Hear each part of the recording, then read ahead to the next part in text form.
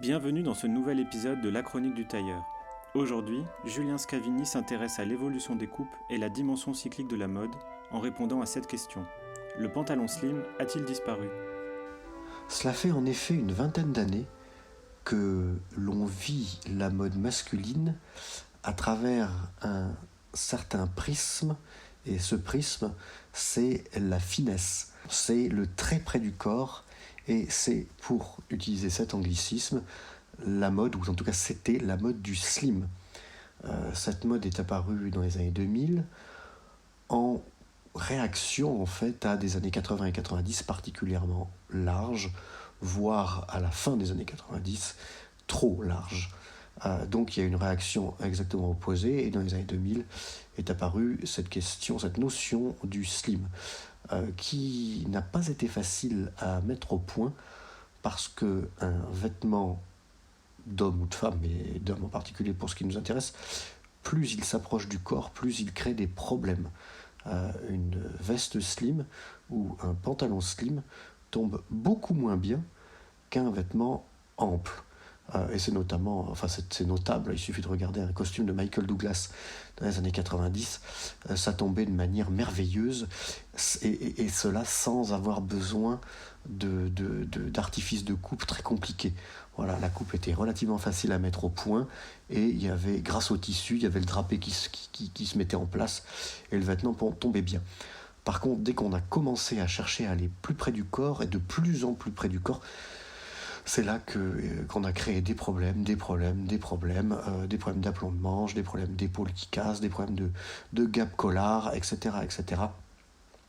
Et ça a été très difficile à régler pour les industriels, et ça n'a pas aidé, moi je pense, à la pérennisation du costume, puisque les gens se sont dit que légitimement le costume peut-être tombait moins bien. Oui, il tombait moins bien parce qu'il était trop près du corps, tout simplement. Donc cette période, heureusement, est peut-être en train de se terminer. Nous sommes en 2024, ça fait une vingtaine d'années que nous vivons dans le slim. Cela fait donc, en réalité, en statistique, 25 ans, c'est une génération. Donc une génération a vécu dans le slim, et heureusement, c'est mon avis, ce slim est en train de tomber peu à peu en désuétude. Alors, pour s'en apercevoir très clairement, il suffit d'ouvrir les yeux et de regarder ce que portent les jeunes lycéens, et aussi les jeunes étudiants. Et en particulier au niveau du pantalon, les coupes sont plutôt larges, voire très larges. Et le retour en grâce en ce moment de la pince, du pantalon à pince, est un épiphénomène en fait de cette envie de largeur, de largesse. On ne veut plus montrer comme il y a 10 ans, les jeunes ne veulent plus montrer leurs mollets, ils ne veulent plus montrer leurs cuisses, et ils ne veulent plus montrer leurs fessiers. Donc les nouvelles coupes de pantalons, quand on regarde dans le grande distribution, par exemple chez Uniqlo, quand on regarde leurs pantalons en matière synthétique, les pantalons sont coupés de manière relativement large. Et c'est une nouvelle esthétique intéressante, qui va de pair aussi d'ailleurs avec tout ce qui est les hauts, les sweats, les t-shirts. Il y a une mode de l'oversize, mais ça qui est un épiphénomène inverse, d'exagération, de contre-réaction en fait au slim, au sur-slim. Les marques de luxe et les marques de mode ont tellement parié sur le slim il y a 10 ans que maintenant elles parient sur l'oversize, et c'est toujours des effets de balancier, la mode. Il suffit que quelqu'un aille d'un côté pour qu'un autre se dise que c'est beaucoup mieux et plus trendy d'être complètement à l'opposé. Donc c'est ce à quoi on assiste actuellement. Alors pour autant, est-ce que le pantalon slim est mort ? Alors c'est pas encore le cas, et ça ne va pendant longtemps pas être le cas. Pourquoi ? Parce qu'il va y avoir une fracture générationnelle qui va subsister. Les jeunes qui ont 20 ans actuellement veulent porter du large. Ils ne veulent pas mettre en valeur leur corps, ils veulent du confort. C'est d'ailleurs ce qu'on reproche parfois dans la littérature et dans les journaux à la génération Z. C'est-à-dire elle veut tellement de confort qu'elle renie même le travail. Et donc le confort passe aussi par le vêtement. Un vêtement large, presque un pyjama en fait, presque un vêtement pour rester à la maison. Donc cette génération est très intéressée par ce confort et cette largesse.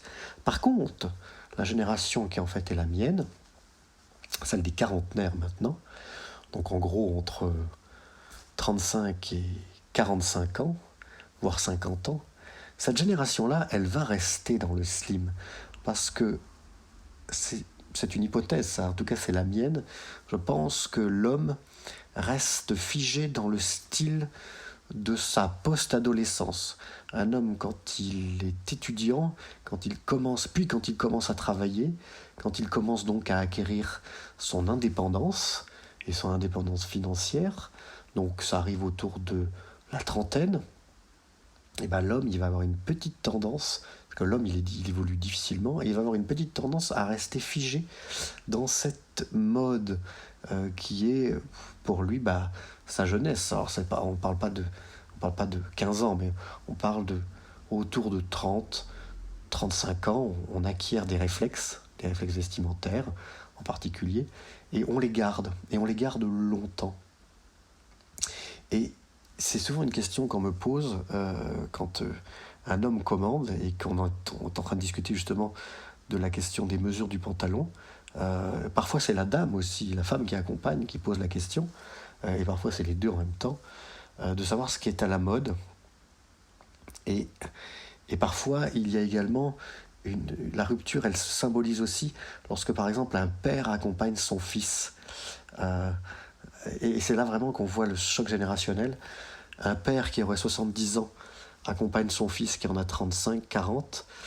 Le père qui a 70 va vouloir un pantalon large et le fils de 35, 40 va toujours essayer d'avoir un pantalon relativement slim, proche de la cuisse notamment. C'est toujours un vrai sujet, ça, le trop de tissu derrière la cuisse. Donc le fils de 35 ans va vouloir un pantalon slim, son père de 70 ne va pas aimer, donc ils vont se battre. Et le choc va aussi se reproduire entre un père qui aurait 40-45 ans, qui vient faire un costume et qui est accompagné par son fils de 18-20 ans qui vient le conseiller, le fils de 18-20 ans qui éventuellement écoute ce podcast ou lit d'autres blogs spécialisés sur Internet et qui lui a un avis de largeur en fait. Et donc il va y avoir une confrontation entre un père qui a 45 ans qui pour lui forcément le pantalon c'est slim parce que c'est ce qu'il a connu il y a 10-15 ans et donc lui il va pas en démordre et il va trouver que c'est ringard en fait un pantalon large, et son fils de 18-20 ans qui va lui dire bah non papa tu devrais plutôt faire 22 en bas, ça serait mieux. En fait il n'y a pas de vérité, c'est ça que la difficulté. Donc moi je me retrouve entre deux feux parce qu'il n'y a pas de vérité et moi je me faire les deux parce que ce que j'aime faire moi c'est faire plaisir aux clients. Donc pour moi, le client, il doit repartir avec le sourire. Donc c'est très difficile parce que je suis d'accord avec le fils de 20 ans. La mode actuellement, c'est en effet un pantalon large, coupé droit, avec peut-être entre 21 et 22 cm d'ouverture en bas.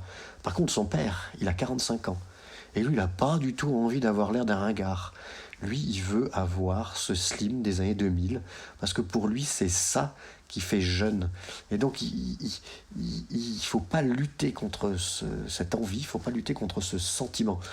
Le jeune de 20 ans, actuellement, dans 25 ans, il aura envie de porter du large, parce que c'est ce qu'il est en train de connaître aujourd'hui. Et donc, pour lui, c'est ça qui fera jeune. Dans 25 ans, ce qui fera jeune, ce qui fera jeune pour lui, c'est le large.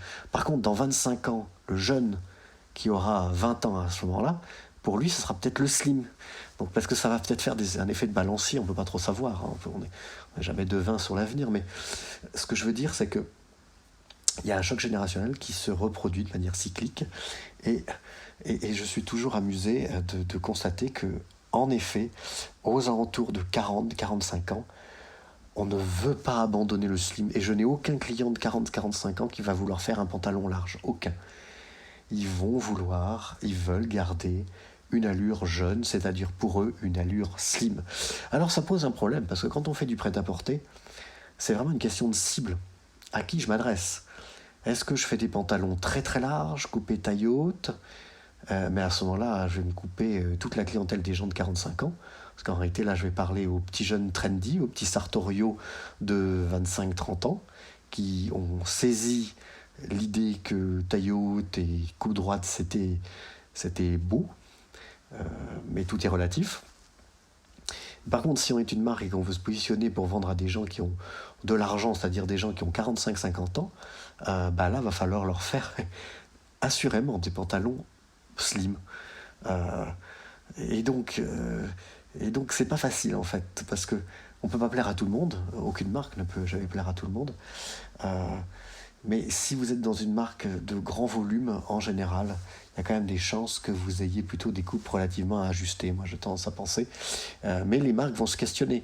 Et l'évolution va être lente, parce que c'est pas si facile de faire changer les hommes. Et en tout cas, un homme en particulier, celui qui porte encore un pantalon.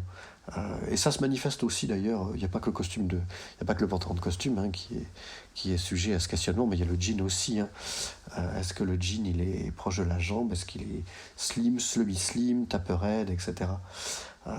Et donc pour finir sur une petite note amusante, je disais récemment à un client justement de 45 ans face à son fils de 20 ans, le fils de 20 ans luttant pour que son père fasse un taille haute droit, et le père luttant pour avoir un pantalon taille basse et slim. En même temps, il avait un peu de ventre, donc je ne l'aurais pas du tout vu, mais pas du tout avec un pantalon taille haute. Le pauvre homme aurait été serré au bide toute la journée et ça n'aurait pas été du tout heureux, parce qu'il faut aussi qu'un jeune de 20 ans se mette à la place d'un homme de 45, c'est pas du tout le même corps. Et on ne vit pas dans un pantalon de la même manière. À 20 ans, on a éventuellement une taille de sylphide, donc on peut très largement se permettre des pantalons un peu pincés à la taille et un peu taille haute. Mais quand on atteint 40 ans et 45 ans, et qu'on ne fait pas du sport tous les jours, on cherche un peu plus de confort. Donc, pour revenir à cette anecdote, le père luttait un petit peu avec son fils. Ça nous faisait rigoler parce que je leur évoquais un petit peu ce conflit générationnel. Et le père finit par dire, en fait, oui, ce que je vous dis, si je comprends bien, je suis un ringard maintenant avec mes pantalons slim. Alors, j'acquiesce vaguement en rigolant.